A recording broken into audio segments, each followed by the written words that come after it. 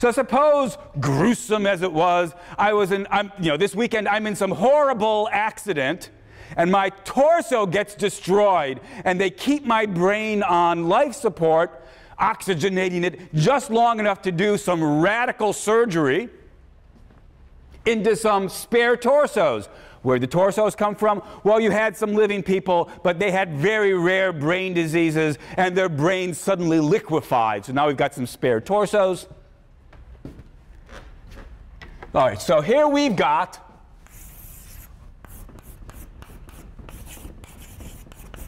Shelley Kagan. His body gets destroyed. And here's my brain. Over here we've got Jones's torso.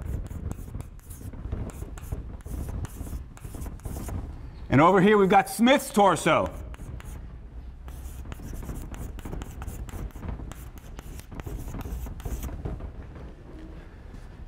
Suppose we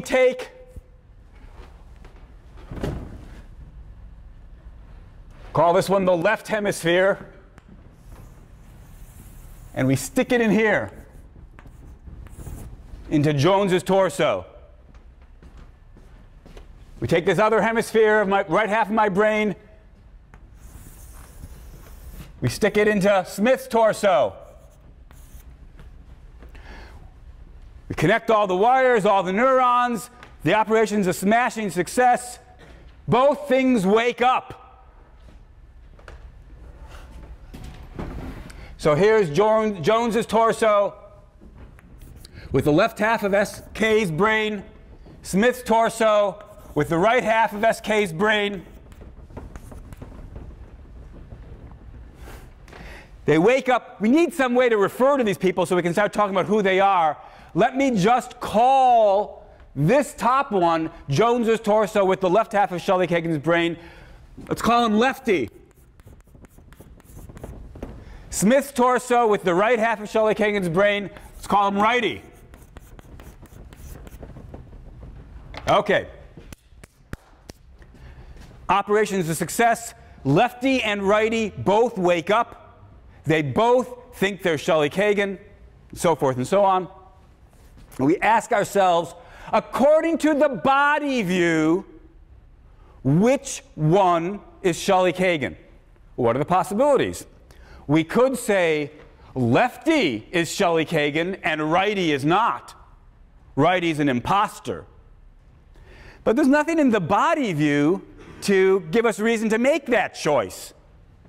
It's true that Lefty's got half of Shelley Kagan's brain, and that's good enough. But it's also true that Righty's got half of Shelley Kagan's brain, and that seemed good enough. So there's no reason to say that Lefty's Shelley Kagan and Righty isn't.